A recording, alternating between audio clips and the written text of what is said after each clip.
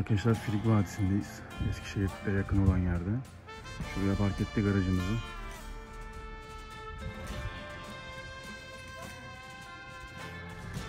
Hadi çek.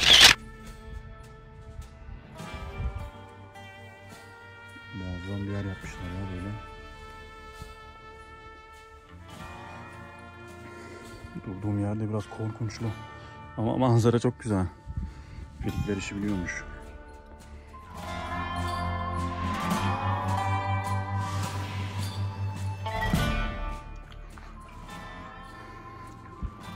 Güzel 2+1 bir yapı.